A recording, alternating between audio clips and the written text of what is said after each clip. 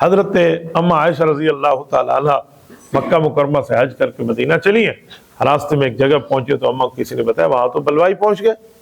مدینہ طیبہ میں حال یہ ہے کہ اب بلوائی وہاں امامت کر رہے ہیں، باقی 3 دن نمازوں کی امامت انہوں نے کی تھی حضرت علی المرتضیٰ رضی اللہ عنہ کی خلافت ملنے سے پہلے۔ تو اما عائشہ پریشان ہو گئی کہ یار یہ کیا معاملہ ہو گیا، میں جس شہر جا رہے ہوں اس شہر میں یہ حال ہے۔ تو فوراً واپس مکہ آ گئی۔ مکہ میں مشورہ ہوا کہ حضرت علی المرتضیٰ کیا کر رہے ہیں؟ کہا وہ تو وہاں افرادی طاقت کے لحاظ سے کمزور ہے، وہ اسی لیے تو چاہ رہے ہیں کہ پہلے حکومت پہ پاؤں مضبوط ہو پھر بدلہ لیں۔ تو ان سب کا مشورہ ہوا کہ ہمیں حضرت علی المرتضیٰ کا تعاون کرنا چاہیے اور ہمیں یہ قوت اکٹھی کرنی چاہیے کہ ہم لوگ حضرت عثمان کے قاتلین کے بدلے میں حضرت علی کے ساتھی بن جائیں۔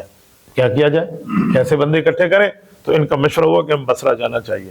بصرہ کے حضرات ماشاءاللہ افرادی قوت میں مضبوط ہیں، ان کو ساتھ لیں گے اور ان کو ساتھ لینے کے بعد حضرت علی المرتضیٰ کے ساتھ معاملات میں ہم ان کو قوت فراہم کریں یا جو بھی کریں، یہ مشورہ ہوا۔ حضرت اماں جان عائشہ رضی اللہ عنہ اونٹ پہ سوار ہیں، مجمع صحابہ ساتھ ہے، یہ چلے گئے ہیں بصرہ۔ جب حضرت اماں عائشہ وہاں پہنچی ہیں، ادھر حضرت علی المرتضیٰ کو بتایا گیا ہے کہ آپ سے لڑنے کے لیے لوگ وہاں قوت اکٹھی کر رہے ہیں۔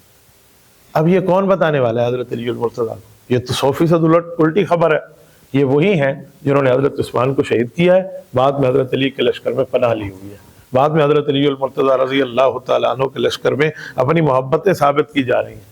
اور حضرت علی المرتضیٰ بھی جانتے ہیں، لیکن جب تواتر سے خبریں آئی ہیں حضرت علی پریشان ہو گئے کہ یار ایسا ماحول ہے، میرے خلاف محاذ کھل رہا ہے، ہاں جی بصرہ میں آپ کے لیے یوں ہو رہا ہے، ادھر الٹی خبر ادھر الٹی خبر، یہ ان لوگوں نے کام